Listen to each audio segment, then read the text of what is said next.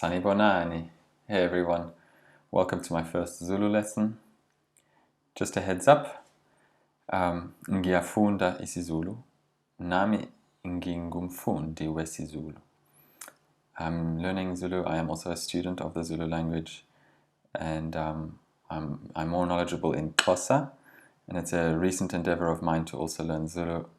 So bear with me if I make any mistakes, but also know that it's important to not be afraid to make mistakes when you're learning a new language.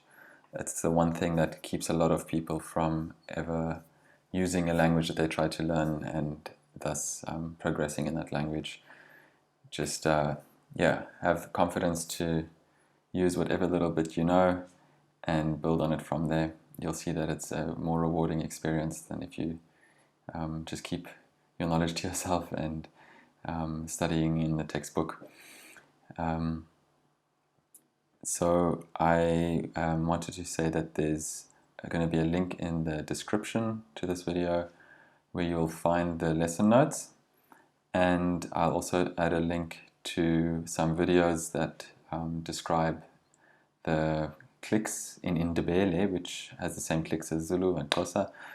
So these videos are really useful because they show you with diagrams how to really use your mouth the right way. And I'll also add the link to my introduction video for my language class in case you haven't seen that.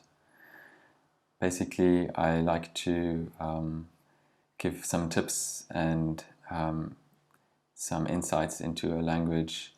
And if you want to learn this language, I suggest that you focus on learning verbs.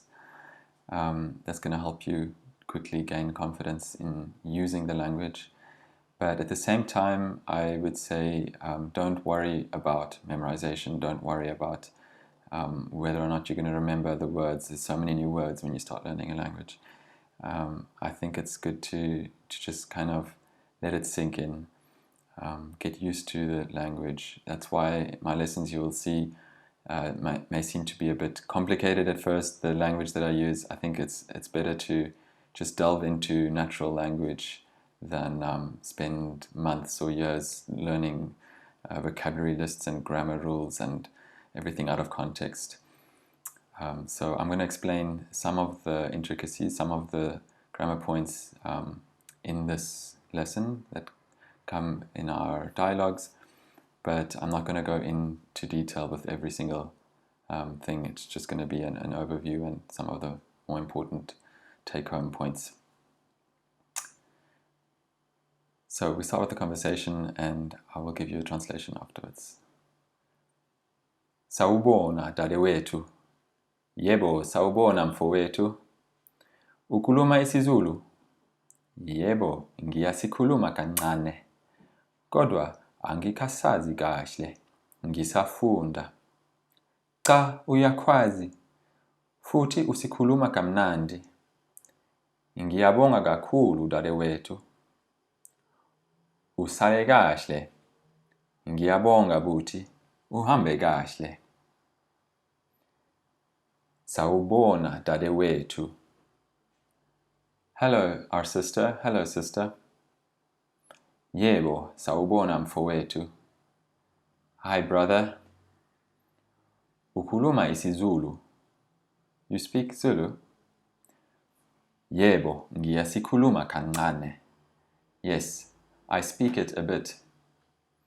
Kodwa angikasazi kahle, ngisafunda. But I don't know it well yet. I am still learning. Cha, uyakwazi. No, you can. Futhi usikhuluma kamnandi. Also, you speak it nicely. Ngiyabonga kakhulu dadewethu. Thank you very much, sister. Usale kahle. Stay well. Goodbye. Ngiyabonga buti, uhambe kahle. Thank you, brother. Go well, or goodbye. Now we're going to look at some of the vocabulary points. Khuluma is the verb to speak. Khuluma. Kwazi is to know how, or to be able to, can in other words, quasi. Bonga is to be grateful. We had ngiyabonga, which means thank you, or literally I am grateful. Funda is learn or study. Sala is stay. Hamba, go or walk. Udadewethu, our sister. Umfowethu, our brother. Kodwa, but. Futhi, and or also.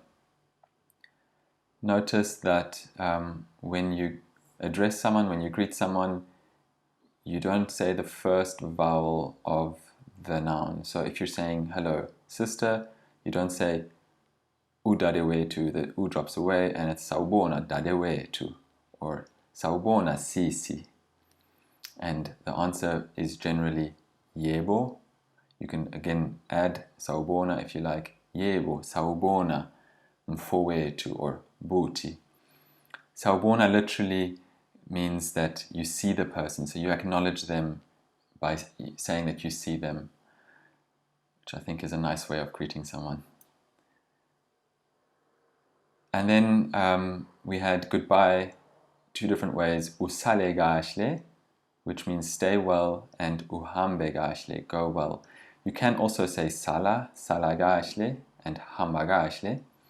This is just the more polite form. Usale kahle. It's literally something like may you stay well, and may you go well. It's more respectful. Now we'll move on to the grammar section, how it works. Here we'll look at short and long forms of the verb and negation. We'll look at some adverbs, how they are formed in Zulu, and the infinitive. Ngifunda isiZulu. So here we have the short form of the verb. It's just the personal pronoun, I, ngi, and then the verb stem, funda. Ngifunda isiZulu. I am learning Zulu. And then we have the long form of the verb where we have this little ya inserted between the person and the verb stem. Ngiyafunda. Now, ngiyafunda is a statement on its own. So then you really need the long form. If you say something after the verb, this ya can fall away. That's why we have the short form, ngifunda isiZulu. You can also keep the long form, ngiyafunda isiZulu, and the difference there would just be a bit of emphasis, whether the emphasis is on studying Zulu or the emphasis is on Zulu. So you can keep the long form if you want to emphasize the verb, but it's good to just basically be aware of these two forms that exist. So the ya doesn't mean anything, you can't translate it, it's just used to form the long form of the verb. And then the negative, you simply add this a in front of the verb, and then at the end, the a that a verb normally ends in, because most verbs end in a, gets turned into an I. So, angifundi, I don't learn. Angifundi, or I am not studying, I am not learning. In the negative, there's no long form, there's just a short form. If I used now a different prefix like u for you, it would be ufunda isiZulu, you learn Zulu. Uyafunda, you are learning. Awufundi, you aren't learning. Ukhuluma isibunu, you speak Afrikaans. Isibunu, from the Afrikaans word boer for farmer. Isibunu. This is again the short form without ya, and then the long form uyakhuluma, you speak. Notice how in general when we say something in Zulu, we emphasize and lengthen the second last syllable. So if my sentence or my utterance ends with uyakhuluma, I'm going to lengthen that second last syllable to uyakhuluma. Ukhuluma isibunu. It's always the second last syllable that's lengthened. And then you don't speak awukhulumi. this W is just a natural occurrence of what your lips do when you say ah and then oo, au, au. So don't let it confuse you. Ngihamba manje. I am going now. Manje, now. Ngihamba, the short form of hamba. Ngiyahamba. I am going. I'm leaving. Ngiyahamba. Or I am walking. Angihambi. I am not walking. Now we're going to look at some adverbs and how they are formed. So basically what happens is we have adjective stems. The first one is shle, which means beautiful. And then when we add this little prefix ka, we get kahle, which means beautifully or well. And you'll see that the other adverbs are formed in the same way. So we have mncane, which means small. And then we have kancane, a little bit. Mnandi means nice or lekker or even sweet. And kamnandi means nicely. Khulu is big. Kakhulu is much or very. Notice that when a K does not have an H after it, that it is a bit closer to a G sound. It's almost like a G. Kakhulu, kahle. Basically, we have to write an H where the K sound is required, this aspirated K. So the H is for the aspiration, kakhulu, but not here at ga. That's just something to get used to as an English speaker. And the last point I wanted to look at in the grammar section is how to form the infinitive. Infinitive means to do something, to go, to swim, or even the gerund in English. If we say swimming, swimming is nice, going is nice. Then we say uku in front of the verb stem. So we would have ukuhamba, to go, ukufunda, to study, and what else did we have? Ukukhuluma, to speak. Ngifunda ukukhuluma isiZulu. I am learning to speak Zulu. This isi is a stem, a noun stem for languages. So we have isiZulu, isingisi, English, isibunu is Afrikaans, etc. Ngifunda ukukhuluma isiZulu. One more conversation. Sawubona John, unjani? Yebo Nomalanga, ngiyaphila. Wena unjani? Ngiyaphila nami. Sawubona John, unjani? Hi John, how are you? Yebo Nomalanga, ngiyaphila. Wena unjani? Hi Nomalanga, I am well. You, how are you? Ngiyaphila nami. I am well too. So here basically what you need to know is that njani on its own means how. We have that in our vocabulary here, how. And this u is just like with the verbs when we said you speak, ukuluma, unjani. You or how. How are you? Unjani. Then we have ngiyaphila, a new verb, to be well or to be alive, literally. Phila, ukuphila. Ngiyaphila, wena. This you is different to the u here because this you, wena, can stand on its own. You can use it on its own like in an exclamation. You, wena. You can't use this u on its own. It has to be followed by a verb or an adverb, like here with njani. Ngiyaphila nami.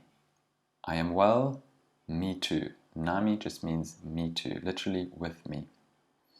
Then we have manje, which means now, isibunu, Afrikaans, and isingisi, English. Now you have the opportunity to match up the sentences on the left with the ones on the right. I'm going to just read the Zulu sentences for you. Hamba manje. Ufunda isingisi na. This na is a question particle. It doesn't mean anything, but you can add it at the end of a question just to emphasize that you're asking a question. Angisikhulumi isiXhosa. Ngikhuluma isiNgisi kodwa angisikhulumi isiBhunu. Ngifunda isiZulu manje. Ukhuluma isiBhunu na? Uyakwazi ukukhuluma isiZulu? Uhamba manje? That's it for lesson 1. Stay tuned for some practice videos and further lessons. I hope you had fun and good luck learning Zulu.